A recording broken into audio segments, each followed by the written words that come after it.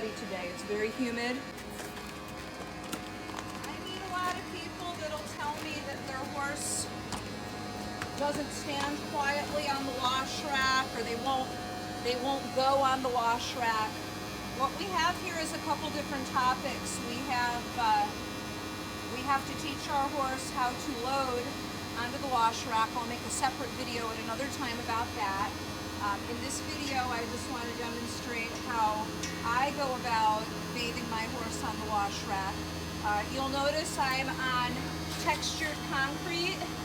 A lot of people like to have rubber mats down in wash areas. At one point in time, I had rubber mats. I can tell you from experience, they are very slippery when wet.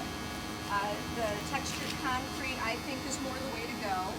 With that said, this is more than one subject here. We've got water, which I already ran all the hot water. Make sure you run the hot water out of your hose this time of year. It can be scalding. Don't burn yourself either.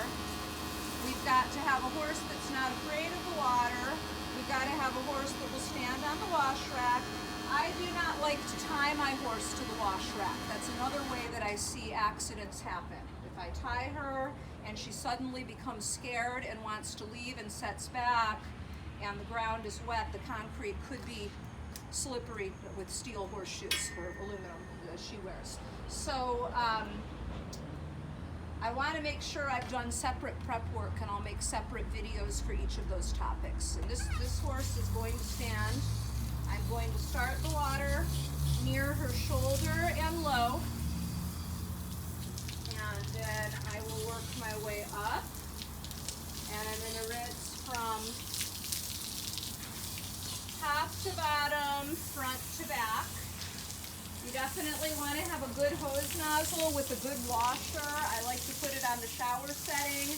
I like to keep a couple of these around because my favorite one developed a bit of a leak. If it's leaky, you're going to end up with even more water on you. So I'm going to make sure, since I just finished working her, that I do hose all the veiny areas between her legs. That'll help to cool her out, under her belly and her chest. If I was simply cooling, that might be all that I need to do. Run the water through her tail. So your horse also needs to be trained prior to any of this to where you can touch these different parts of their body. You don't want to combine tasks with your horse and come to have a big surprise.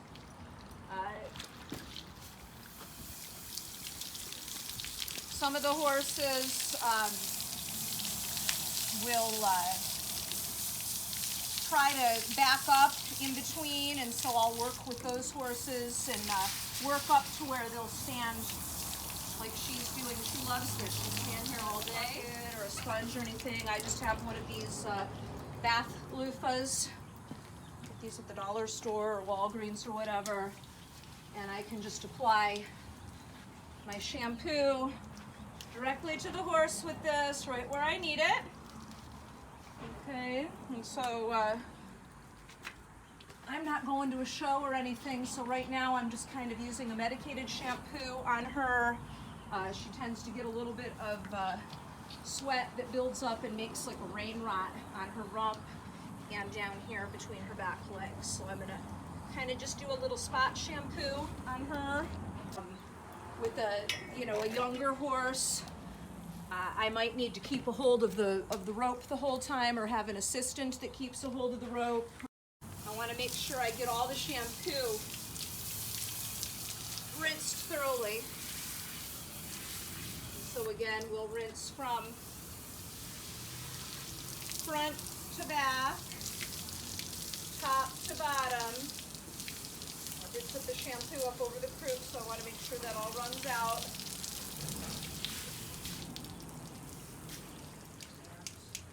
Shower.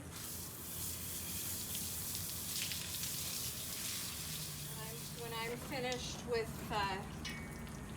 rinsing my horse out, I'll take the sweat blade and just go over her body. If I didn't have one of these, I can kind of use my hand.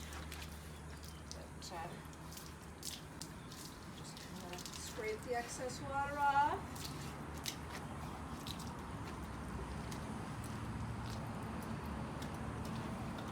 And so I get everything that I need out and ready before I bring my horse up here. And when I'm finished, I'm gonna go get my horse. What I do is I have her go stand tied over at the trailer for a little while until she dries most of the way before I take her to her stall. So, your horse to back. Some horses will be nervous about the suds and water too. I've had horses that are fine for everything until you've used the shampoo. And so those are little things that you want to work with and just get where you can ask your horse to go part way, back ways, all the way. Okay. In review, your safety checklist. Remember, train your horse for each task separately. Gather all your needed items into one place before you get your horse. This keeps you from leaving your horse unattended and keeps your horse safe and out of trouble. I recommend training your horse to stand here so that you don't feel like you need to tie him. Use a helper if necessary. Remember, you're combining tasks here. Don't introduce more than one new task at a time. If there's anything that you could use more help with, drop us a line. We probably have another video or we'll be glad to make one for you.